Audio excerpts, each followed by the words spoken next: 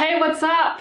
To part number 2 of this little mini course in which I want to help you connect to your calling, your purpose in life, because I believe that finding your purpose is part of our purpose of being alive. And it is our job to put on that backpack and start walking our own path and figure out why we're here, and then to go out and contribute our gifts, our potential, our calling to the world, to other people. And so in this video, I just want to give you a little roadmap as to what does it take to find your calling? What are the steps that will take you there? And I can tell you already that it's not linear and this whole thing comes with its ups and downs, and you know, it's a wild ride. But man, it's so worth it, and it's incredibly fulfilling, and you will learn so much about yourself. And so that brings me actually to step 1 that you have to take if you really mean it, if you really committed. You gotta look at your roadblocks. What's in between you and your calling? What does your mindset look like? Your heart set? What are your fears, your limiting beliefs? A lot of the things that I talked about in the first part of this mini course last time. And so this is so essential, because I believe that in so many ways, you know, the difference between people who just kind of go out there and do their thing and live their truth and live their purpose, and those that don't, those that are stuck, that have no idea what's going on and what they should do with their lives. I think the difference is that are these roadblocks, are these fears, is the conditioning and the programming in our minds, a lot of that from childhood. And I believe it's incredibly important to take a really, really, really good look at all the stuff that's in between where you are right now and where you want to be. And so that's why the first part of this little mini course was so important and essential, and that's why I wanted to give that to you first, because I want you to connect to yourself. I want you to start connecting to these parts of yourself that feel like maybe they're not good enough, that maybe feel like that they don't have the skills or are afraid of failing. And so it's really important on this journey to your purpose, your calling, that you connect to yourself and connect to these parts, and you start integrating them into your life. So that is step number 1. And I believe that so many people out there that teach other people on how to find their calling and their purpose and how to build a business out of it, they completely neglect that. They take you straight to step number 2. And I believe step number 1, man, I believe that is the key. Get down to that stuff, and step number 2 is gonna be easy. It's gonna be a walk in the park, basically. So step number 2 is actually going out, or actually going within again, and actually exploring and investigating yourself and your calling. This is when you start asking yourselves all these questions, and in part 3 of this mini course, in my next email that will arrive very soon, I will give you some of, I believe, the most important questions that you need to ask yourself.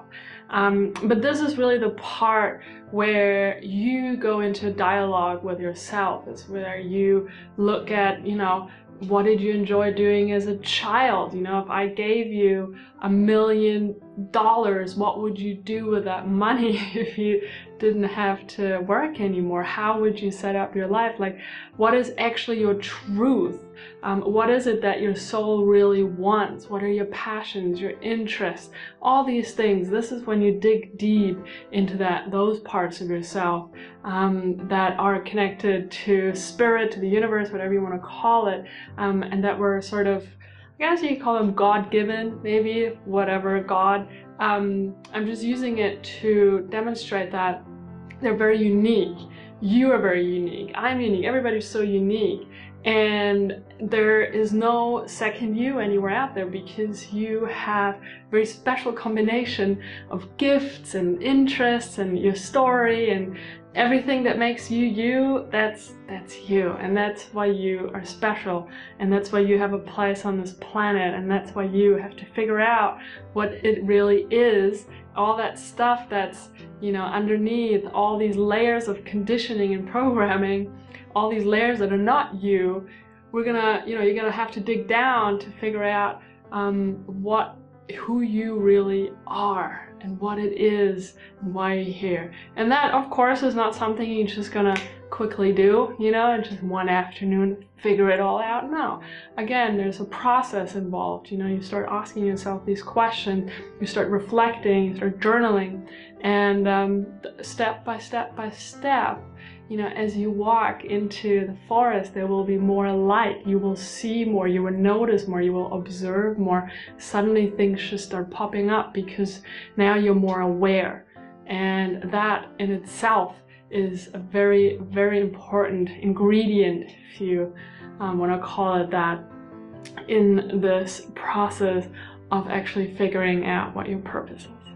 And then step number 3 is, you know, you've kind of looked at all your roadblocks, you started to connect to them and integrate them. Step 2, you started to really ask yourself the big questions, you started to inquire within. And then step number 3 is, you're gonna take some of these answers that you've found, and you're gonna go out and you're gonna take action. You're gonna experiment, you're gonna test some things out, you're gonna try stuff out. You're gonna start playing again. You know, this thing that we used to do as children growing up, and then we kind of became adults and we thought that that was silly. No, play is so important on your journey to finding your calling. Is going back into being a child and just doing things because you like doing them, because you find pleasure in them. Is to just experiment, see what happens without judging yourself, without criticizing yourself. And that is, I believe, a very, very important part on this journey, is to actually try things out. I believe a lot of people out there, they stay in their heads, they ask themselves all these questions, you know, but what they really don't do is to get out of their heads, start taking action, create momentum, experiment with different things. And so, because you won't find out what it is that you really want to do if all you do is stay up here. A lot of times our mind, our brain, I mean, they can be extremely valuable, absolutely, like right now I'm making this video thanks to my beautiful brain.